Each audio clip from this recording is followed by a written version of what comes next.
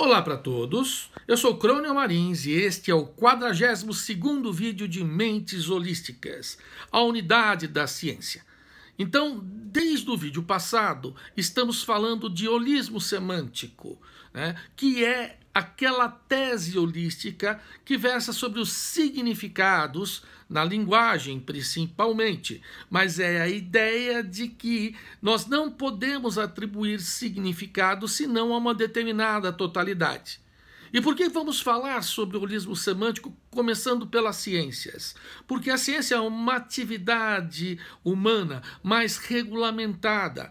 Então ela tem algumas regras, alguns princípios que não mudam de uma hora para outra, como a linguagem cotidiana, que num espaço pequeno, de menos de um ano, nós podemos ter uma quantidade enorme de novas expressões. Na ciência, não. Observação é a observação, experimentação é a experimentação há centenas de anos. Então, neste sentido, vamos trabalhar com este conjunto que chamamos de ciência.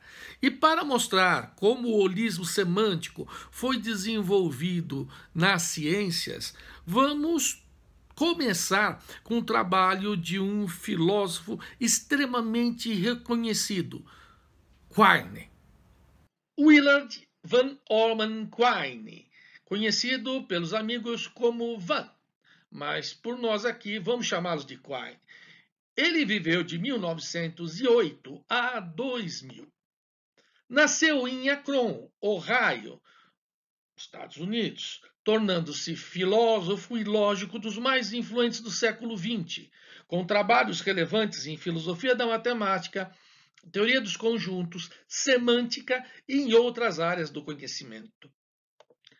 Em 1951, escreve o artigo Dois Dogmas do Empirismo, em que defende que, cientificamente falando, enunciados adquirem significado considerando-se a totalidade da ciência, e não considerados de maneira individual. É a visão holística radical da ideia de confirmação ou verificação empírica de enunciados científicos. O próprio Quine volta a escrever sobre o tema em 1991, assumindo uma posição bem mais moderada sobre o tema. Mas o que é que tem esse artigo de tão especial, de tão radical, que provocou tanta celeuma, que provocou os mais intensos debates durante décadas, a ponto do próprio Quine chegar 40 anos depois e refazer seu raciocínio de uma forma um tanto mais moderada? Vamos ver algumas situações radicais compostas neste artigo de 1951. Trechos marcantes em Dois Dogmas, o artigo do Quine. Nossos enunciados sobre o mundo exterior enfrentam o tribunal da experiência sensível, não individualmente, mas apenas como um corpo organizado. Tomada coletivamente, a ciência tem sua dupla dependência da linguagem e da experiência, mas essa dualidade não é significativamente delineável nos enunciados da ciência tomados um a um. A unidade de significância empírica é o todo da ciência. A ideia de Quine, apesar de radical, era instigadora. E parece que essas são duas características dos trabalhos, dos grandes trabalhos de grandes filósofos. Serem trabalhos instigadores e, em determinado ponto, radicais. E, é claro, precisam estar muito bem argumentados. Quine fez uma analogia muito interessante desta totalidade da ciência com algo que conhecemos muito bem e está sempre próximo a nós na natureza. Explicando então a analogia que o Quine faz entre a totalidade da ciência e uma rede, uma teia, como esta teia de aranha aqui que todos conhecemos.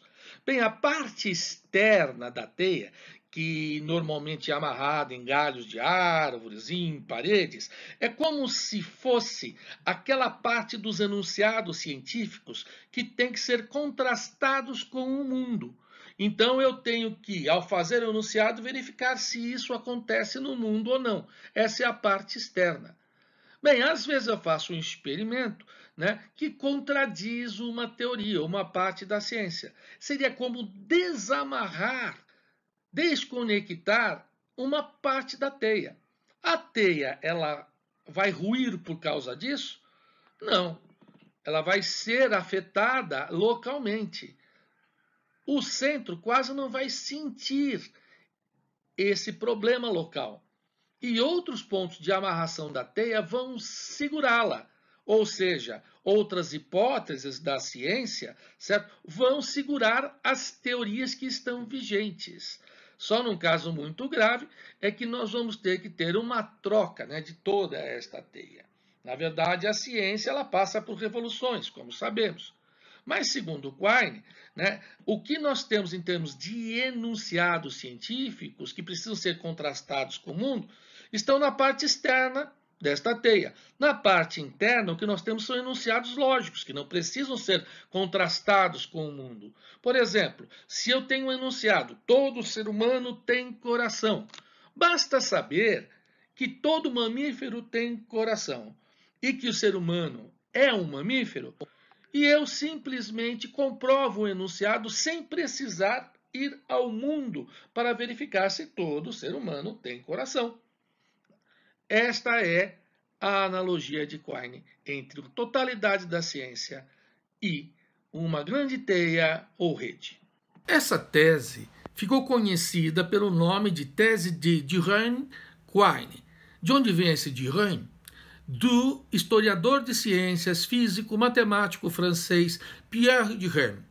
O que acontece é que este historiador e físico já tinha falado sobre a totalidade acima do individual dentro de enunciados, mas em uma ciência só, na física. Ele já tinha feito isso em 1906. Quine, aparentemente, não conhecia o trabalho de Duhem, porque ele não citou, e o normal dentro da ciência e filosofia é citar. Mas mesmo assim, o trabalho de Duhem poderia ser considerado uma antecipação de uma conclusão mais geral feita por Quine em 1951. Mas afinal, qual o problema, né, que eles estavam tratando? Basicamente, o fato de que em algumas concepções sobre a verificação dos enunciados científicos, principalmente por aquele pessoal que a gente chamou de verificacionista, certo? Nós lembramos muito bem do positivismo lógico, não? Das décadas de 20, 30, né? Toda aquela discussão de como verificar determinadas hipóteses e, basicamente, os enunciados, né, que tinham que ser contrastados com o mundo. Então, quando você faz isso de uma maneira individual, uma única hipótese, um único enunciado que vai contra uma teoria, deveria fazer com que toda esta teoria, ou um conjunto de teorias até, fosse modificado.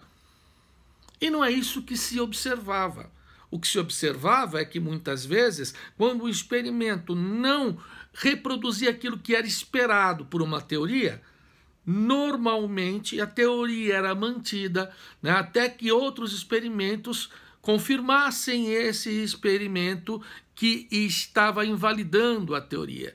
Muitas vezes, a culpa de você não ter encontrado um resultado era colocado em cima do instrumental, de pressupostos errados para o experimento ou de outras coisas. A teoria em si, ela tinha uma defesa própria. E para Duhem e Quine, então, teríamos que considerar que a física, no caso de Duhem, ou a própria ciência, né, como uma totalidade, é que vinha na defesa de cada verificação de um enunciado. Então, é o caso do tribunal, né, da experiência Ele não tinha apenas contato com um enunciado específico, mas com o conjunto de enunciados. Poderíamos dizer, então, que nós teríamos o texto, que é o enunciado, tá? E o contexto, que é o todo da ciência. E essa ideia de união de texto e contexto é fundamental para o holismo semântico. Afinal de contas, é possível entender, tá, um conjunto grande, como uma língua, através de subconjuntos muito menores? No início se achava, no início que a gente disse centenas de anos atrás, que a unidade de significado era a palavra. Já no final do século XIX, ou século XX, já se sabia que a palavra era insuficiente, mas os enunciados eram considerados como se fossem suficientes. O que Girard e Quine estão dizendo é que não são suficientes. E neste caso eles recorrem a uma totalidade um tanto quanto abstrata, a que nós chamamos de ciência. Agora, se isso acontece com a ciência, que a gente diz que é muito mais regulamentada do que a linguagem, a cultura de uma maneira geral, imagine então a própria linguagem, a própria cultura.